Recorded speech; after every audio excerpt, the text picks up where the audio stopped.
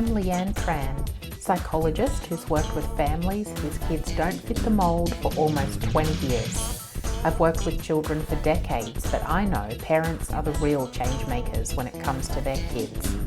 Having 3 kids of my own means I know it's not easy. Parent Like a Psychologist is all about simplifying how you support your kids with psychology information filtered through years of experience to take you from overwhelmed to confident. Come on in. Welcome everyone to another episode of Parent Like a Psychologist, and a special welcome to Ashlee Bazley, who is my guest today. Welcome, Ashlee. Well, hi, how are you all? It's weird, isn't it, talking to people who aren't really here? Yeah. But you are a really special guest for me today because you've got so many different experiences that I think pull together to make you a person who's just can see things from so many different angles. And so you are a person with ADHD or an ADHDer diagnosed when you were a kid. You have children who are neurodivergent as well.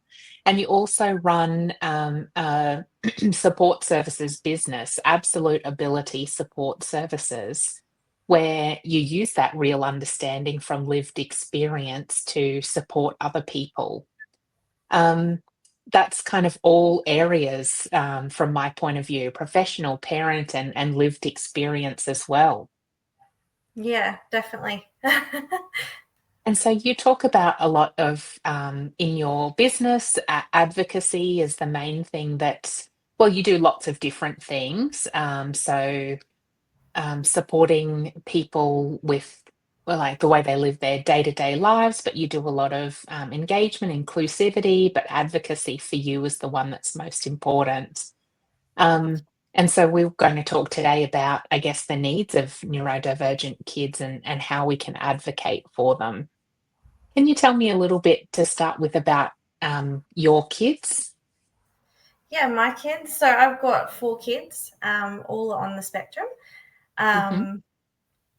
2 of them are ADHD, my middle 2, and they also have ID. So you can have ASD with ID, or you can have it without the intellectual disability. So my Hmm. kids, they have the intellectual disability with theirs. So yeah, that's a bit about my kids. We've been on this journey for probably about 14 years. My oldest is 14 now. Mm. So yeah, it's been a big journey. Yeah, I feel like just being a mother of 4 kids is a big journey to start with, let alone when you're navigating the different paths of development and the additional support needs as well. So yeah, you're an impressive person to me already just because of that. A lot of people say that to me. They're like, I don't know how you have 4 kids. And I'm like, well, you know, the way that I seen it back then, it was like just another dinner plate on the table. Like that, Yeah, once you get past 1, it's like just another dinner plate. That's pretty much how I've run it, and it's worked pretty well for me. yeah, yeah. I imagine that your place is sometimes a little bit chaotic, but probably a lot of fun as well. What's the day-to-day like for you with 4 kids who are neurodivergent? Yeah, look, we have our ups and our downs. It's repetition a lot of the time Mhm. to keep things running smoothly. Sometimes I look at it and I'm like, how did we get to here? Like, because honestly, our journey in the very beginning, I was like, I don't know what I'm doing here.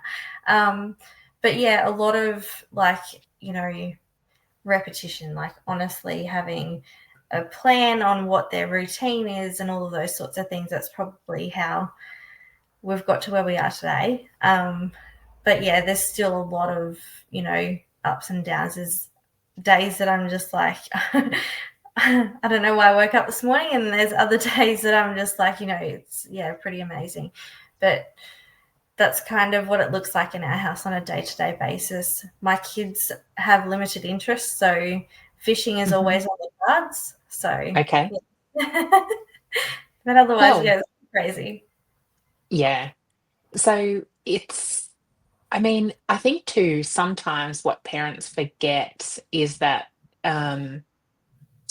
it's pretty normal to have ups and downs too throughout as your kids develop because they get to a new stage and you kind of think, okay, I've got this parenting thing. And then they get to the new stage and you feel like you don't know what you're doing again. And so there are lots of normal ups and downs, but I think that there are far more for kids with, for who life is extra hard, for sure. But so I think you've probably learned a lot throughout the years that has helped you over the last 14 years.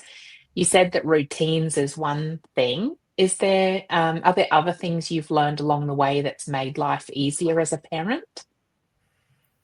Um, Definitely like my professional background, I guess, and I've done a lot of personal development stuff, so that has helped a lot. Like I guess in the early days, I was just like so frustrated, so you know, lose your stuff at the drop of a hat. But Hmm. I think doing the personal development stuff for myself, that has helped a lot with how I react now. So they always say with every action there's a reaction. So quite often, if your kids are reacting because of a reaction that you had, well, that's kind of what's happening there. But yeah, I guess that has really helped me along the way is the personal development, and then my own professional background in all of it, in learning more about the behavioral side of things, and those sorts of things have really helped. So if you understand the behavior, you can understand the disability quite often, most times. So yeah, that's Hmm. Yeah, I think I think, yeah, I can see how that would be helpful for both things. One is about understanding your children a bit better, and the other one is understanding yourself better and prevents you having automatic reactions that we all have, until we're aware of them, I guess. And yeah. so when you say, sorry, were you going to say more? No, you're right. Okay.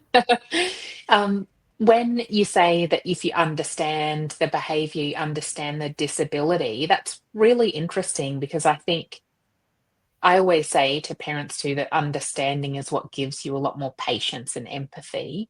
But for you, how do you see it that if you can understand the behavior, it helps you understand the disability? So quite often, like in the ND world, so neurodiversity, they display behaviors. And if you can actually understand why the behavior is, so there's always a reason for the behavior. So if you can actually understand what that behavior means, it can actually help you a lot further along with, oh, well, that's why they're doing this, or that's why they're doing that.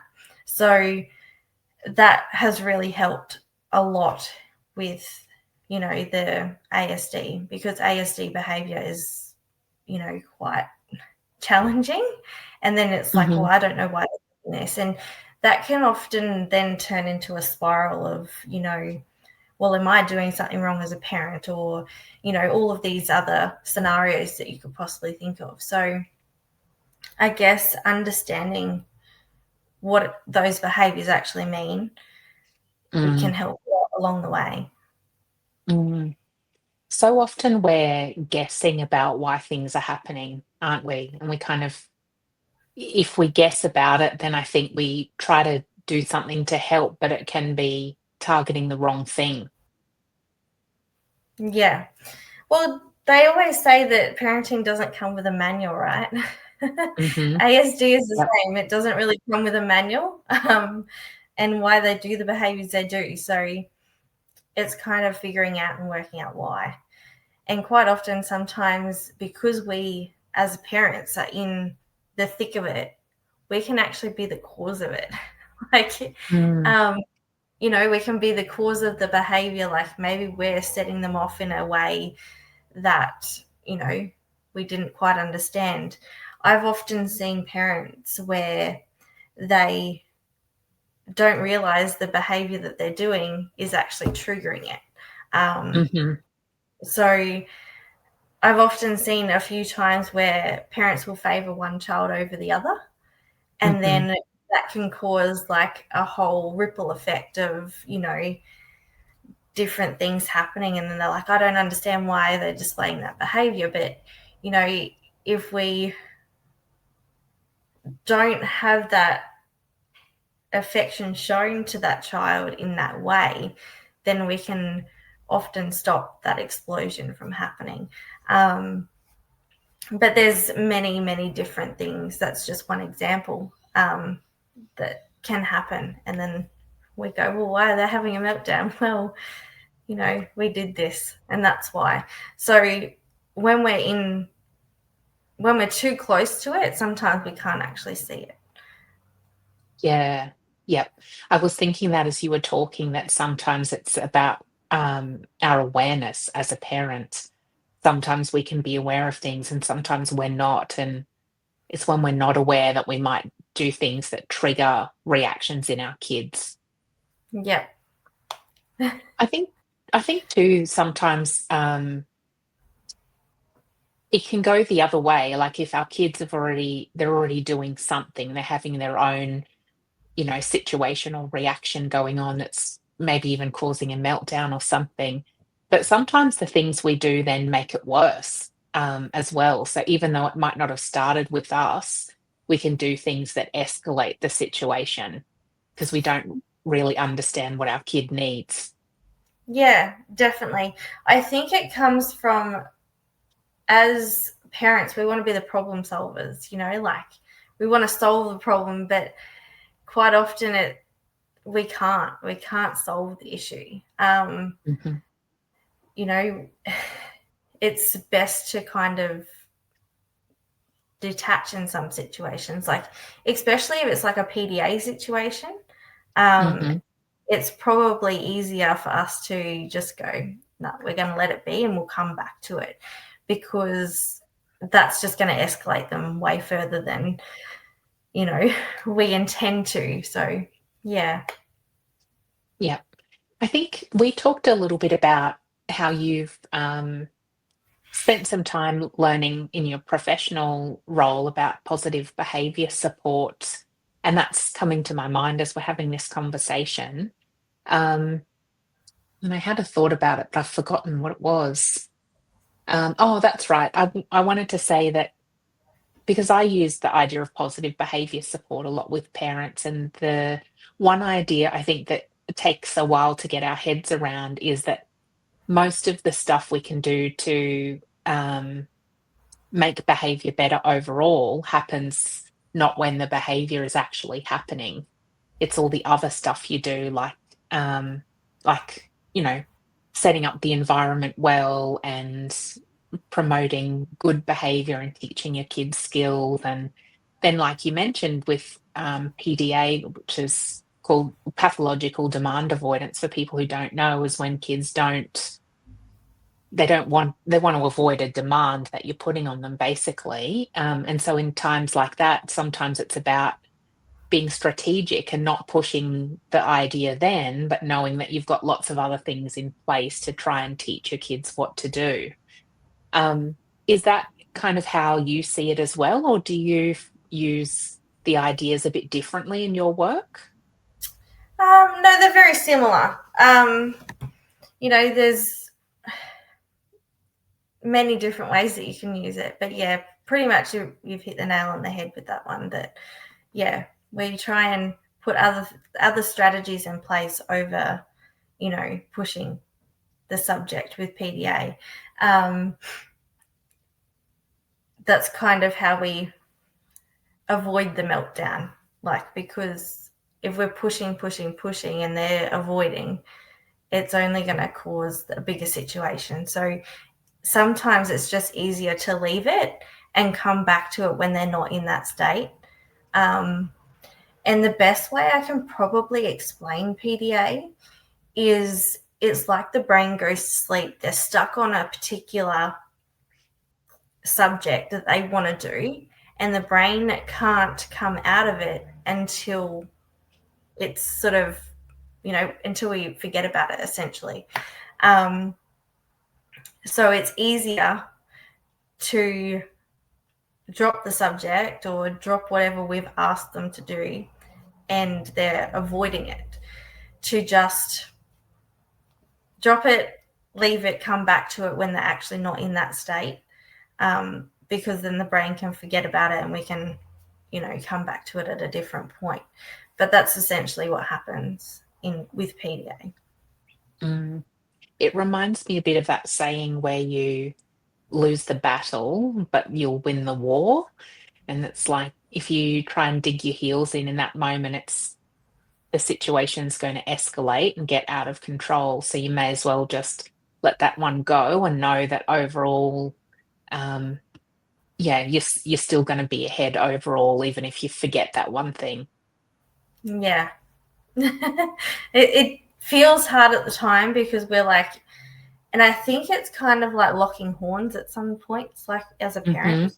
I really want you to do this. And then they're pushing back. No, I really want you to do this.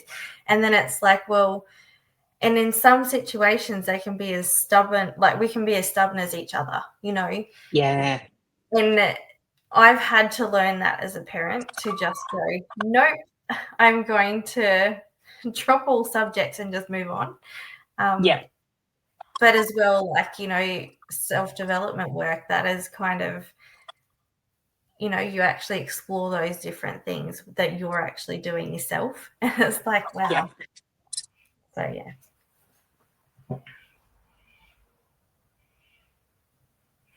Sorry about that. My dog is having her own moment of escalated behavior right now.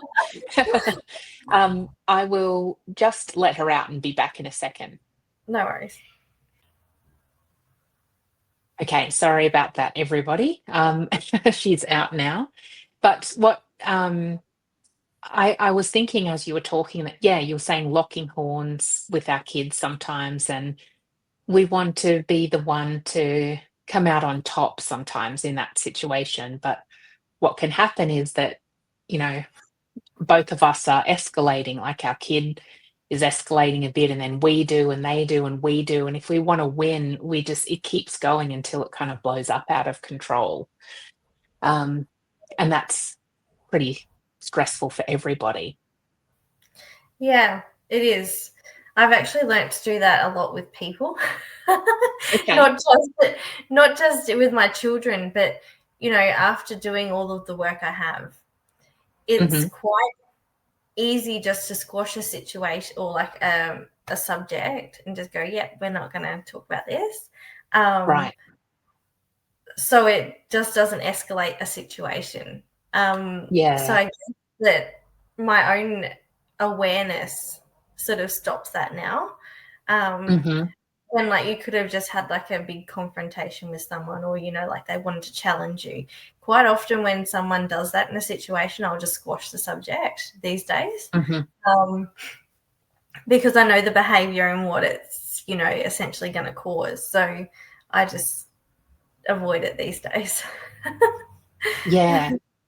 That's that's great because that's the other bit that's important. I think one is understanding our kids and what is causing their behavior and the messages they're trying to tell us. But the other thing is it's like you mentioned, it's really hard to not react emotionally in these situations. So the more we know ourselves and can recognize what's happening, the better.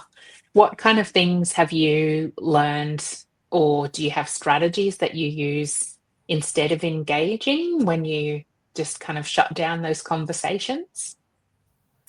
Quite often with like the kids and even like my clientele, we kind of just go, we're gonna file that now and we will come back Hmm. to that later. So Yeah. that is quite often how we,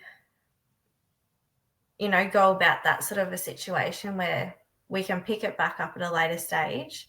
Um, Hmm. and when everyone is not so heightened. Um, Yeah. yeah, so that's kind of how I that's a strategy that I would use in that situation. I would, yeah, Yeah. Okay. file it for another time. Yeah. I feel like this is really a really interesting one. Does that work with your own kids? Yeah, quite often. Um, Mm, it would, yeah, it does work in a lot of ways. And I guess that, we don't have as many explosions these days. yeah, yep. In that regard, yeah. Um, I remember my oldest son, we had some massive behaviors, and I was just like, whoa, I don't think I Mhm. was prepared for it. Yeah, that's great to hear. I think sometimes as parents we hear strategies and think, "Oh yeah, but that's not gonna work with my kids." But it's worth giving it a go, isn't it? That it works with Yeah. my kids as well, I think, if I'm saying, "Look, yeah, now's not the time for us to talk about that. Let's, yeah, put it aside and come back to it later." Yeah. Yeah, they It do just most of it the time de-escalates respect the that. situation. Yeah. Yeah, exactly.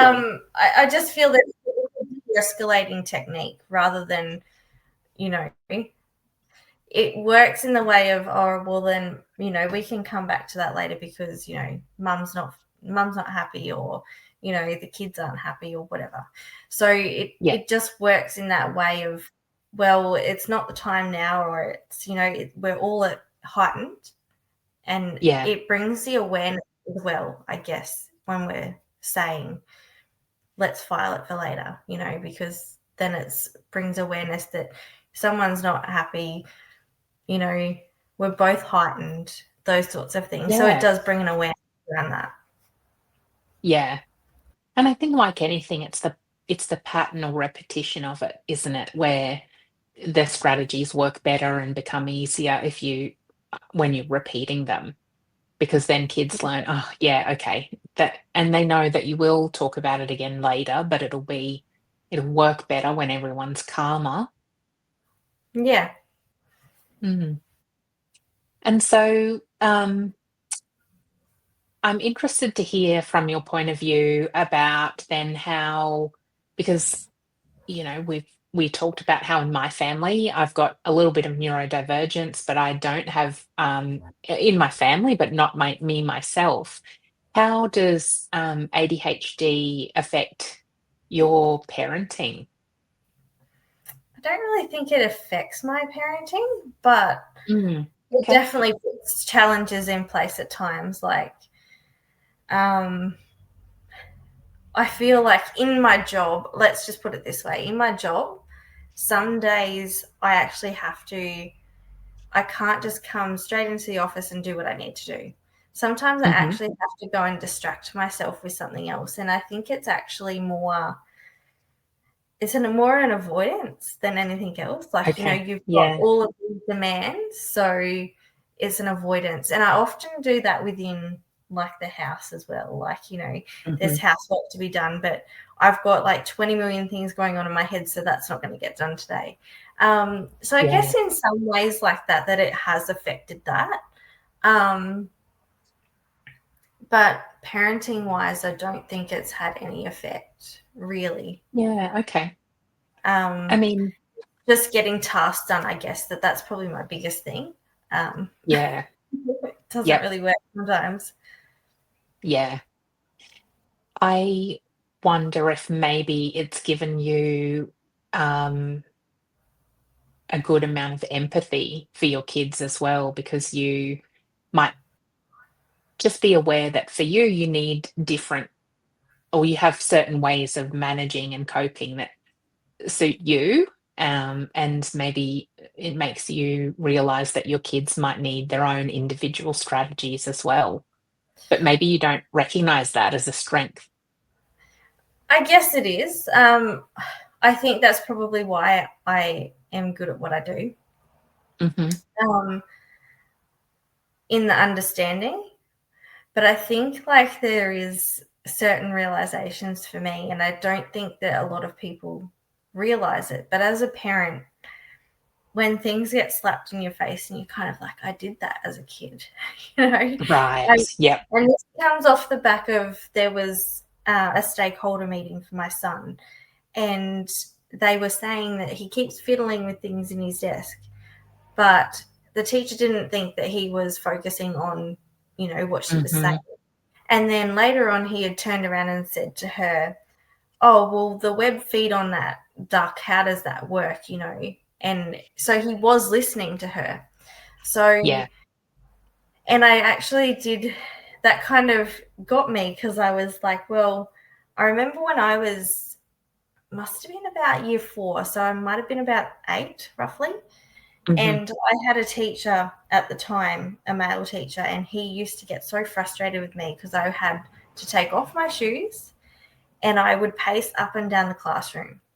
I was listening to everything that was going on in the classroom. I was listening to everyone's conversations. I was listening to him. I could hear it all. But the only way that I could actually sit and listen to him was pretty much by pacing up and down the classroom. So it wasn't that I wasn't paying attention. And it can come across like that with ADHD often, that they're not listening, not focusing, all of these things. But we need distractions to be able to focus. And I think that's the thing that people forget, that, those things. So it's quite funny. That kind of hit me, and I was like, he gets that from me, because I know how that feels. So I guess in that respect, I kind of can get it on that level, that I'm like, I understand why he's doing it. Whereas for a teacher, it can be completely frustrating, because it's like, but they're not listening to me, but they are. So I guess in that regard, like, there's some times where things like that are shown to me that I actually do that myself. And it's like, wow, I get it. But sometimes it's not until someone mentions it that you realize it. Yeah. I think, and that example comes back to showing, if you understand the behavior, you understand the child and their difficulties, doesn't it? Because, like you Yeah. mentioned, he was listening. It's not a sign of not listening, it's a sign of regulating himself, really. Yeah, that's it. So I guess, like, from an adult perspective, I can actually relate and go, oh, well, this is what's going on. And, like, I guess then that helps the teacher understand as to what's going on cognitively, rather than that he's just not focusing. Yeah. Yep. That's But as right. well, she was surprised. She's like, wow, I didn't actually think he was listening. So, yeah, it works in both ways, I guess, when I understand it from my point of view as to what's going on. Mm-hmm. And then the last thing I wanted to talk with you about was the advocacy, because that's something you find most valuable and important in your work. I imagine that then, like, that's a good example you gave with the teacher, that when you understand what what a child needs and what the behavior shows, then you can advocate for them getting the best support they can. But how do you use advocacy in your work or with your family? So advocacy is a big thing for me.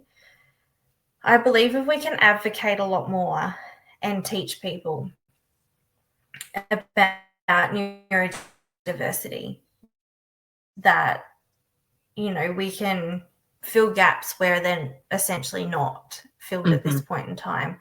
And if I'm completely honest, in our education system, we're leaving the neurodiverse behind, because we're trying to fit in a box for neurotypicals. And I think that if we change the way that we see it and, understand it essentially, then we can help them. And I think that's probably more where my advocacy lies, because the more people I teach, that is my mission, really. The more people I teach about neurodiversity and what it means, and, the behavioral side of it as well, then, we can help them. And if we get in early and we do help them, the likeliness of them being able to be super successful is a lot higher. And I think that is, once I achieve that and be able to, continue on that mission, then my job is done. But that is pretty much my biggest mission here, is to advocate for as many kids as possible. I often go in and advocate for children. I work more with children than I do adults. But yeah, advocating for them in the education system, because not enough is done there right now. Even within like the NDIS sector, there's really not much that's being advocated for either. So yeah, that is probably my biggest thing here. And I love to teach what I know about neurodiversity to other people. So the more people I help, even if it's parents, and I actually did run a parenting program at one point, and helped them along the way and understand the difficulties that they were having, and they would tell me like what was happening within the home, and I was able to go, well, it's this or it's that, and essentially give strategies that would help. The way I can explain it is, if we have a massive tool belt of strategies, the better chances that parents will have, teachers will have, in helping them. Because once one strategy is old, with ASD especially, then you need to find a new one, because it won't work anymore. And I often have parents say, oh, but that strategy doesn't work for my child. Well, you've got a tool belt. That's the best way I can explain it. And you've got to have 1,000 different strategies. If one doesn't work anymore, try a different one. Yeah. And sometimes even going back to the original old one will work. And then it's like, well, how is that possible? But see, they get used to one strategy. Once they get used to that one strategy, then they go, oh, well, that's fine. It doesn't work for me anymore. I understand it. And then they will display another behavior. So the more strategies we have, the more strategies we learn, the better it is for us to go, oh, we're going to use this one. And essentially it will help. Yeah. Yep. I love that example. And I feel like in my work, parents come to me often when they feel like they're just out of ideas in their tool belt, and they need some more. So, yeah, it's great that you're helping parents with that, just as I am. And you're based in Queensland, but where can people find out about you if they'd love to hear more? We've got a Facebook page, so if you get onto our Absolute Ability support services page, or even our website, which is Absolute Ability, www.absoluteabilitysupportservices or ss.com.au. I'll get it right in a minute. Yeah, so you can find our information there. My inbox is always open. The more people I can help, the better. We all essentially need to, I guess a lot of people find it hard to ask for help as well. But Yeah, true. like, would you rather live a life of ripping your hair out essentially, or would you like the help? And sometimes we have to reach out and ask for it. Yeah, that's right. Well, I will include all of the links to find you, the website and the Facebook group as well. Because, often parents are listening in the car and can't write it down. So it'll all be there if you want to find a nice, supportive community that can advocate, and where you can learn lots of things about what we've been talking about today. So thank you so much for having, I was going to say thanks for having me. Thank you for being on the show, Ashlee. It was great to have a conversation with you. And I think you just have so many insights to share with parents. And, if there's someone out there who listens and resonates with what you're talking about, then that's great, isn't it? If one person sees things a bit differently and can help their child or in a new way or advocate for them, then that's had a positive impact. 100%. That's my mission. We need to help more of these children, adults even. Yeah. Yeah. Well, you've done that today, so thank you for joining me. No worries. Thank you so much for having me.